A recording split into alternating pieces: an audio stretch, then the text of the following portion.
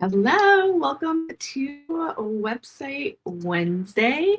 My name is Sammy Vidal Mulhern. I come live once a month to chat all things website, give you some tips, answer some questions, and just be here to kind of hang out and talk about a particular topic. And today is all about user experience. Is a buzzword that you probably hear a lot.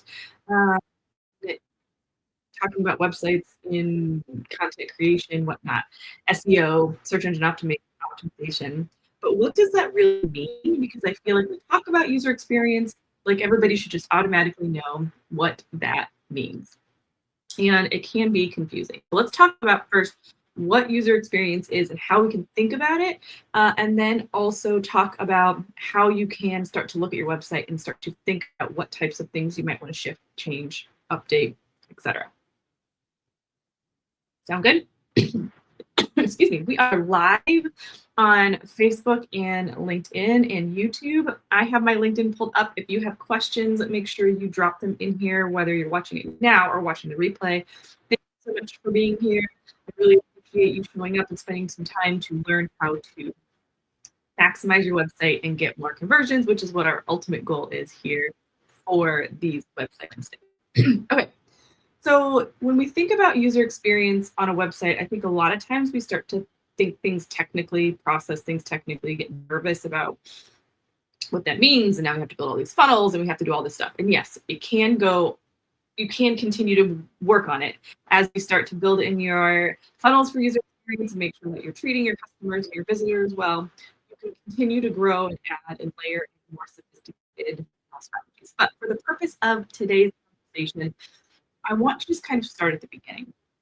And I want you to think about user experience online like you think about your customer experience or your donor experience or the experience of the people that you serve, your volunteers. You probably spend a lot of time thinking about, okay, when somebody gives, this is how we want to connect with them. When somebody comes in for business, this is how we want them to feel. This is the experience that we want. This is the level of excellence that we expect from our team. Our volunteers, this is how we want them to feel loved on, and this is what we want them to like. We want to make the process easy, right?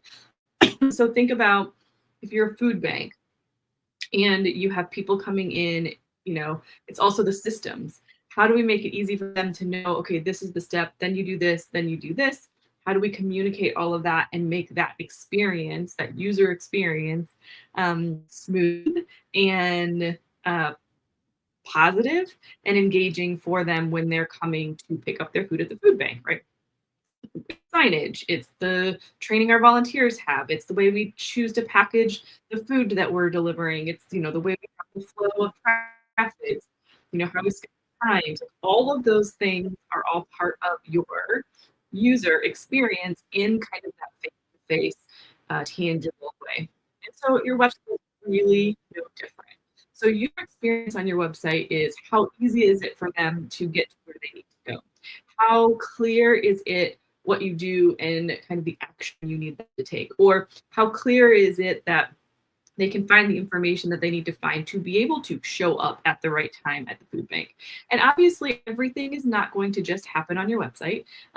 You're going to have multiple forms of communication, be digital, print, in person, phone calls, all the things.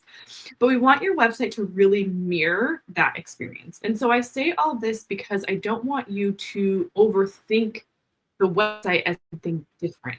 Your website is just a mirror of what you're already doing in your offline space, in your one-to-one, in your in your conversations that you're having on the phones, all of those things. Okay, so that's kind of the first mindset piece that I want to push out there. The next thing is, where do we even start with evaluating what that looks like? And as always, it starts with your goals. So what are we trying to do and what purpose do we need our website to solve? What are the biggest priorities for the organization? And how do we want to make sure that our website is reflecting that? And again, we talked about this a lot. It's going to shift. It's going to change. So things that change all the time are going to be like your headers or your announcement bars. You might change up the order of which things are shown on your website. For example, you might be it's, August, my kids are going back to school in a couple of weeks. So maybe you have registration that needs to be at the top. But then once the registration is over, we can move that away. And maybe now we're highlighting a fall fundraiser, highlighting year-end campaign. So that's all part of the user experience. When I come to your homepage, am I getting the most important information that I need in that moment for what we have going on?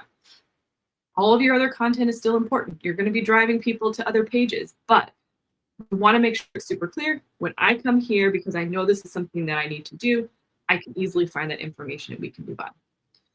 The second thing about user experience is kind of the functionality of your website. How do we engage with it? What does your header, your main navigation look like? Is that easy for people to find? A lot of times I'll see people use jargon words in their main navigation, so it can be confusing. Do I click here? Do I click here? So really keeping it simple. You don't need to get fancy with the word blog. You don't need to get fancy with contact. Keep it simple so people know exactly where to go. And again, make sure that your navigation isn't too busy, that you have drop down after drop down after drop down. That's difficult and tricky. How many times have you tried to hover over and then you can't click on the thing that you need to get to because it just keeps either the drop down goes away or you accidentally click on the main one and then you can't get to the secondary one. So be thoughtful of that. And sometimes they're necessary, but if they don't have to be, that's great. Remember, your footer can be a great place for extra links, and also the content that you have on your homepage can drive people where you need to go. So pay attention to that. And with the footer, like I just said, that's a great place to put a lot of the extra secondary page. So you might have a main education page, or let's say you have a main adoption page. But in the footer, you might get more specific and say cat, dogs, yada, yada, yada, right? So just think about how your users are using it. Similar to how if I come into your facility, how am I engaging with you? What is the process you're taking me through? And then, of course, we want to make sure that it's mobile friendly. Again, take a look at your analytics and make sure, or kind of check in and see what types of devices your website is being accessed the most, depending on who your audience is and depending on what you do and the work that you do. It might vary. Likely, the majority of your visitors are coming from a mobile device. So we want to make sure that we are mobile friendly, that we are setting it up for them to be able to find what they need on those pages. So think about pop-ups. I'm really sorry that it's so blurry over on LinkedIn. I'm going to have to get my other camera out here next time. We want to think about removing pop-ups from the mobile version, right? Making sure that forms are easy for people to type into on a mobile device, that we're not asking for too much information, that the formatting looks good on both. And there's lots of tools that you can use for that. You can just search, check my phone or check my website for mobile, whatever. Depending on the builder that you have, it might also give you a view that you can look at. However, you can also just get on your phone. Or what I love is say, okay, our biggest goal is that we're looking for in-kind donations for back to school. That's what we're doing right now. Send your website to a friend and just say, hey, can you find this information? Does it make sense if this is something that's really important to us? Like just grassroots, reach out to people and see if they can help you. They'll be able to tell you if it works or if it doesn't. And then finally, we just really want to make sure we talked about ADA compliance on here, but some of the things that kind of duplicate between the two is think about your buttons, your button size, especially for mobile, your color contrast. So making sure that if you have a blue button that you don't have like a really weird color on top that makes it hard for people to see. Even if you have backgrounds on your website, color contrast is really, really important. Is one of the biggest offenders. Make sure that that's readable, legible, and that fonts. Sometimes we want really pretty fonts, we want really pretty backgrounds, or we want all this stuff into that, and just make sure. Can I easily skim the website, get the information that I need? Are the images catch my eye so that I kind of know, oh, this now I'm going to read a little snippet, it's going to take me to the place that I need to go. We're good. I've got right.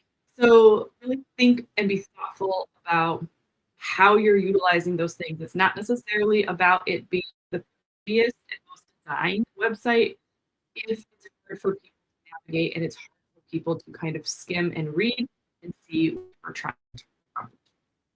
So those are just the beginning when it comes to. Now remember, this is a really, really big push for search engines. They want great user experience because they'd rather send somebody to a website that is set up for good user experience than a website that is not. And so you have these things in place so that as people are spending time on your website, they're spending more time, they're clicking more pages, they're getting to the right information, they're converting. All of that is going to help you also with your search engine optimization. So start kind of reverse engineering. What's our biggest goal? What are we trying to accomplish? Who are those people that are going to be the best fit for that? And then back it up and figure out, okay, well then how would they want to access the website? What information would they need in order for this to be helpful? Then that's kind of how you can start to unpack where you make changes. Now, this does not mean you need to do a whole overhaul and you need to rebuild your whole website. It's just kind of looking at it from a different perspective to figure out what makes sense, what's going to be helpful for them, and how can you make sure that they're getting what they need so they can do the thing that you need them to do. So that is it for our Website Wednesday today. If you loved this, I'd appreciate commenting, share this with a nonprofit that could use this information and would find it helpful. And also, if you just leave me a comment on what other topics would be helpful for you. Where are you feeling stuck on your website that you could use strategy behind, or if you have a very specific question, I'm always happy to answer it here. I come live, like I said, 1 month, just for a few minutes, not pitching anything, just here to share some advice and wisdom from what we're seeing work well with websites these days. So I hope that you have a wonderful website, wonderful Wednesday. Thank you so much for being here, and I will see you next. But I'm always available. Message me on LinkedIn if you have